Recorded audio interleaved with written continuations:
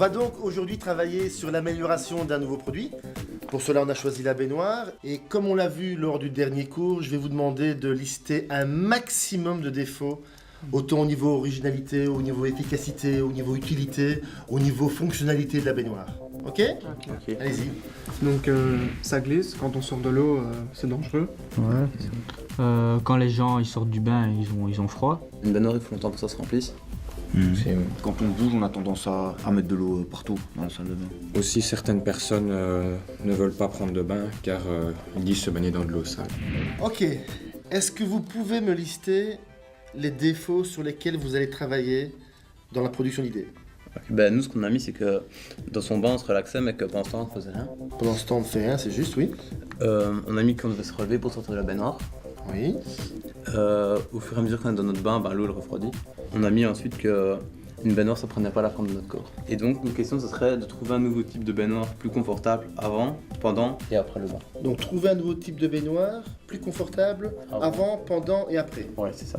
La définition de la créativité nous dit deux choses. La première, c'est que c'est l'art de poser de nouvelles questions et d'y apporter de nouvelles réponses.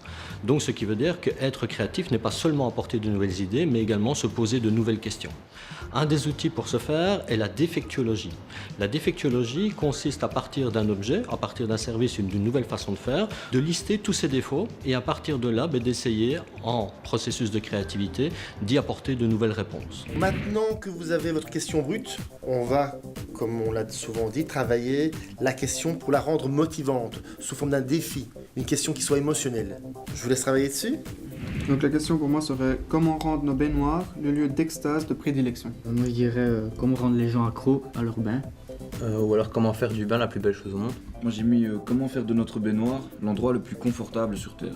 Autre chose, comment transformer nos bains pour qu'ils deviennent les moments les plus merveilleux de la vie.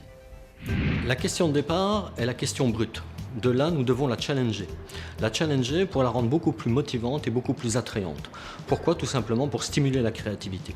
Cette question motivante a trois caractéristiques. La toute première, elle doit être positive. Toujours formuler sa question sous forme positive, la rendre la plus ambitieuse possible et troisièmement, y mettre le plus possible d'émotions.